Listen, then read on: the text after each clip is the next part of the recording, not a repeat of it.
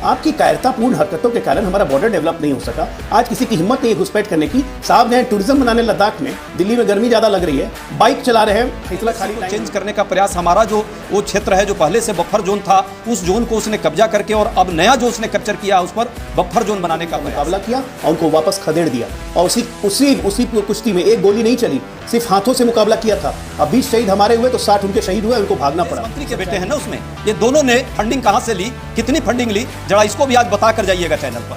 दूसरी बात, जिस तरह से लगातार जो आप बता दीजिए,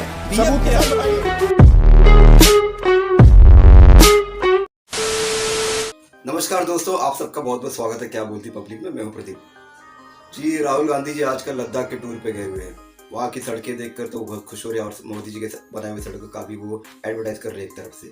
तो वहाँ जाकर उन्होंने एक बयान दिया कि चीन हमारे जगह पर घुसा हुआ है, क्योंकि वहाँ के लोग कह रहे हैं कि जहाँ हम पहले अपने पशु चराया करते थे, अब चीन हमें वहाँ घुसने नहीं देता। ये राहुल जी का बयान है, लेकिन इसके कोई तथ्य नहीं उन्होंने दिए, ना ही वहाँ के लोगों के वक्तव्य दिए, बस अपने मुंह से कह दिया। तो उसी पे ये डिबेट चल रही है। इस डिबेट में देखोगे आप, अजय आलोक बीजेपी की तरफ से है और अजय श्रीवास्तव जी है, जो मुझे शायद नाम में कंफ्यूजन हो रहा है, शायद अजय श्रीवास्तव जी है, उनके बीच में घमासान डिबेट हुई है। तो दोस्तों मेन बात यह है कि अजय जी ने जो भी इल्जाम लगाया, अजय श्रीवास्तव जो कांग्रेस के प्रवक्ता है, उन्होंने अपनी तरफ से इल्जाम भरपूर लगाए, लेकिन तथ्य और प्रमाण नहीं दिए, कोई सबूत नहीं दिया, बस इल्जाम लगाए। उसी बात पर अजय आलोक ने इनको घेरा और जम के धुनाई की। तो दोस्तों डिबेट बड़ी मजेदार है और डिबेट के लास्ट में आपसे कुछ कहूँगा इस डिबेट से संदर्भ में जुड़े हुए। तो चलिए शुरू करते हैं, स्टार्ट डिबेट। कितना पारिवारिक माहौल है ना। हाँ। अजय उपाध्याय जी, राहुल गांधी को किसकी बात पर भरोसा होगा? सेना की बात, प्रधानमंत्री की बात, गृह मंत्री की बात, रक्षा मंत्री की बात, किसकी बात मानेंगे? क्योंकि चारों लोगों का बयान मैं सुन चुका हूं, चारों लोगों ने यह कहा है कि किसी भी प्रकार से एक भी इंच जमीन पर कब्जा नहीं हुआ है। किसकी बात मानेंगे राहुल गांधी? प्रधानमंत्री जी ने कहा था ना कोई घुसा है ना कोई घुसा हुआ है, ये तो आपने सुना है और उसको सुनवाइएगा फिर से देश के लोगों को। प्रधानमंत्री जी के इस कहने के थोड़ी ही दिन पहले, एक दो दिन पहले, मिनिस्ट्री ऑफ एक्सटर्नल अफेयर ने अपने ही साइट पर डाला था कि किस तरह चाइना की घुसपैठ हुई और किस तरह से लगातार जो है इस क्षेत्रों में डेमचोंग से लेकर के और यहाँ डेप्सांग तक के स्थलों पर किस तरह से चाइना की सेना जो है हमारे स्ट्रेटेजिक पॉइंट को कैप्चर करने का प्रयास किया। सबने देखा कैसे एलएसी को चेंज करने का प्रयास, हमारा जो वो क्षेत्र है जो पहले से बफर जोन था, उस जोन को उसने कब्जा करके और अब नया जो उसने कैप्चर किया उस पर बफर जोन बनाने का प्रयास है। सबने देखा कि फिंगर 8 पर हम जाते थे, पहले पेट्रोलिंग हमारी होती थी। है हिम्मत भाजपा के किसी व्यक्ति में तो ये हिम्मत दिखाए प्रधानमंत्री जी को बोलकर, और मैं चुनौती देता हूं, आधिकारिक तौर पे चुनौती देता हूं कि हमारी सेना को प्रधानमंत्री जी ने रोका है कि 8 पर आप पेट्रोलिंग नहीं करेंगे। 4 पर जो हमारी स्थिति थी, स्ट्रेटेजिक पॉइंट थी, हम 4 से पीछे 3 पर आ गए। हमारी जो ये रेस्ट्रिक्ट 3 पर किया गया, ये प्रधानमंत्री जी के इसका मतलब कहने पर किया गया, नहीं तो क्यों नहीं हमारी सेना वहां तक अब जा सकती है। यदि सब सिंपल है और सब ठीक है तो ये 19 दौर की वार्ता किस बात की हो रही है भाई? हमारे 20 सैनिकों की शहादत कैसे हो गई भाई? जिस तरह की बात बकवास करते हैं ये लोग, और जिस तरह अभी मैंने देखा भाजपा के एक संभ्रांत डॉक्टर लगाने वाले डॉक्टरेट व्यक्ति को कि वो बोल रहे हैं बहरा नंगा। अरे फ्रस्ट्रेटेड, इतना फ्रस्ट्रेशन मत लीजिए।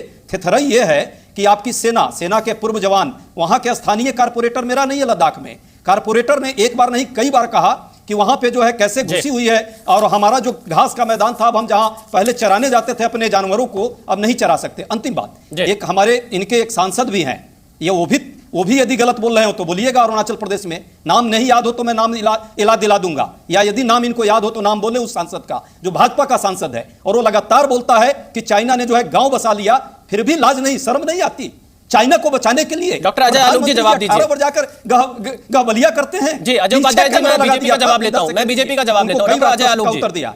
विशाल जी 10 सेकंड दीजिए जल्दी से, क्योंकि आपने अपनी पूरी बात। प्रधानमंत्री जी सबने देखा, तो 10 सेकंड दीजिए। प्रधानमंत्री जी को सबने देखा, पूरे बाली में क्या किया उन्होंने, रेड आंख लाल करने की बात करते थे और लाल कमीज पहन करके रेड कारपेट बिछा दी।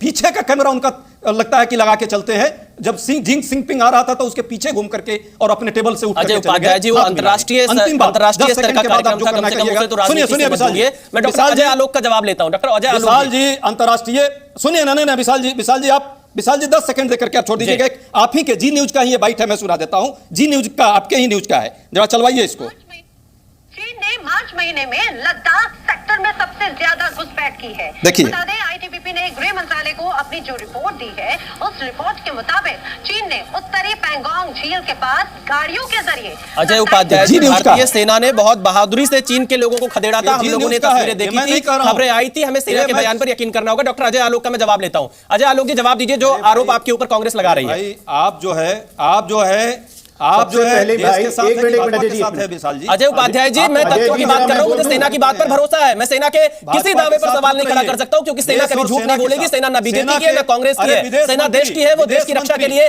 बॉर्डर पर दिन रात लगी रहती है, इसलिए मुझे सेना की बात पर यकीन है। फिलहाल आपने जो सवाल उठाया, मैं डॉक्टर अजय आलोक का जवाब लेता हूं। देखिए, डॉक्टर अजय उपाध्याय जी ने कहा कि चाइना बफर जोन बनाने का प्रयास कर रहा है। तो पहले तो यह तय कर लीजिए कि घुसपैठ कर चुका है कि प्रयास कर रहा है। आप खुद श्योर नहीं है। दूसरी बात, आपने कहा गलवान के 20 सैनिक शहीद हो गए, तो शहीद के क्यों हुए? वो हमारे 20 शहीद हुए, उनके 60 से ऊपर शहीद हुए, क्यों हुए?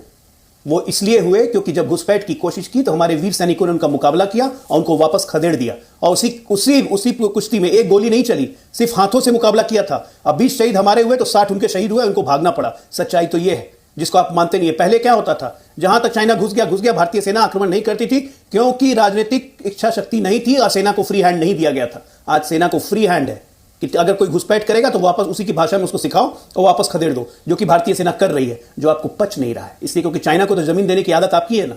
एक क्विज का क्वेश्चन है दर्शकों के लिए, क्विज। एक राजनीतिक पार्टी का नाम बताइए जिसने विदेशी राजनीतिक पार्टी से और विदेशी सरकार से चंदा लिया है। कौन सी राजनीतिक पार्टी है? 1.5 करोड़ का चंदा किसके अकाउंट में आया था? नाम याद आ रहा है अजय उपाध्याय जी? वो पार्टी थी कांग्रेस पार्टी, राजीव गांधी फाउंडेशन। चंदा देने वाला था चीनी सरकार। क्या करने के लिए चंदा लिए थे? इटालियन पिज्जा खाना था या चाउमीन खाना था चाइना से? बात करते हैं विवेकानंद फाउंडेशन चाइना के साथ मिली भगत आपकी ऐसी रही कि 69 में 1969 में मैं बोल लूं, खत्म कीजिए। अजय उपाध्याय जी, मैं आपके पास मैं बोल लूं, उसके बाद आप बोलिए। अजय जी, आपको मैं फिर मौका दूंगा एक एक करके, ताकि बहस अच्छी तरह से लोगों को समझ में आ सके। अजय आलोक जी, आप बात पूरी करिए, फिर मैं अजय उपाध्याय जी से जवाब। 1969 में जब चाइना ने इसी तरह से घुसपैठ की थी, क्योंकि उनका मनोबल ऊंचा था, क्योंकि 62 का युद्ध हम हार गए थे। वो युद्ध भी हम इसलिए आ रहे थे क्योंकि नेहरू जी ने एयरफोर्स को मना कर दिया था कि एयरफोर्स से अटैक कोई नहीं करेगा। 69 में जब चाइना ने इसी तरह से घुसपैठ करने की कोशिश की थी, भारतीय सेना ने उनको मुंह तोड़ करके मारा था। चाइना को भारी नुकसान हुआ था। हम और एग्रेशन करना चाहते थे, हम अक्साई चीन वापस लेना चाहते थे। आपके ये ऑन रिकॉर्ड है, तब के मेजर जनरल कमांडिंग ऑफिसर का ऑन रिकॉर्ड है कि दिल्ली रक्षा मंत्रालय से ऑर्डर आया कि आगे प्रोग्रेस नहीं करना है। ये ऑन रिकॉर्ड है। क्यों किया आपने? अक्साई चीन तो हम वापस ले लेते। 40,000 किलोमीटर फ्री में दाम दे के आए थे क्या उनको?